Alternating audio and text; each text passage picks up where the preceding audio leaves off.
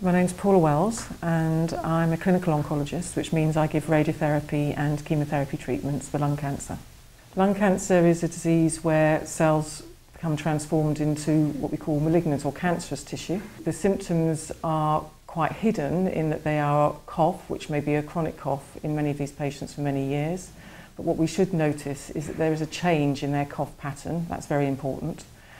Other symptoms which would require urgent investigation are coughing up blood, and that should require immediate referral to a specialist within the hospital setting. If patients develop persistent or gradual increasing chest pain, which is unexplained by other means, or have repeated chest infections requiring multiple courses of antibiotics or unresolving chest infections, those should also be investigated. It's well known that smoking is the major cause of lung cancer, and this data has been available to us from screening studies performed in the 1950s. The treatment depends on the type of lung cancer, and there are two main groups. There is small cell lung cancer and non-small cell lung cancer. If I describe the non-small cell cancer group first, the treatments are related to what we call the stage of disease, and that defines how advanced the disease is, whether it's spread beyond the chest or whether it's gone into the lymph glands, into the chest or elsewhere in the body.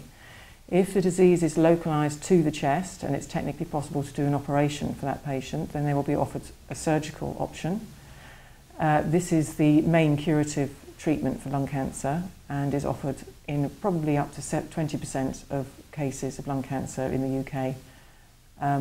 The second main curative option is radiotherapy, which is giving X-ray treatment from outside the body directed to the lung cancer. And then the next group of treatments are really what we call palliative or symptom control type treatments, and these include X-ray treatment or radiotherapy with small numbers of treatments to help with symptoms such as pain or breathlessness, cough or bleeding, and then of course chemotherapy. The other group of patients is the small cell lung cancer patients, and these behave in a different way. They're more aggressive. They're more likely to spread around in the bloodstream at an earlier stage, so therefore chemotherapy in the first instance is the main treatment that we offer. And for those patients that have disease which is localised just to the chest and have a good response to chemotherapy, we offer radiotherapy X-ray treatment. The lung cancer rates are related to smoking exposure, so historically men have had the highest prevalence of lung cancer, and this is still the case. Although in women this is increasing, unfortunately, because women are taking up smoking at a higher rate, men are giving up at a higher rate, and also women are starting at an earlier age. It's clear that the main thing that one can do to reduce your risk of lung cancer is either give up smoking if you are a smoker and try and avoid taking up smoking if you are a non-smoker. A good diet full of fresh fruit and vegetables and a good exercise regime and a general healthy lifestyle can help improve your outcomes from cancers, because we know that those people who have poor general health do less well with any treatment.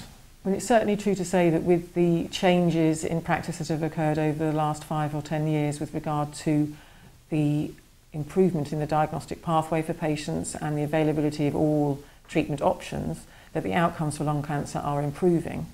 And there is no doubt that if patients present earlier, that the results for lung cancer patients will be improved. For information, help, or if you just want to chat, call the Macmillan support line on 0808 808 0000 or visit macmillan.org.uk.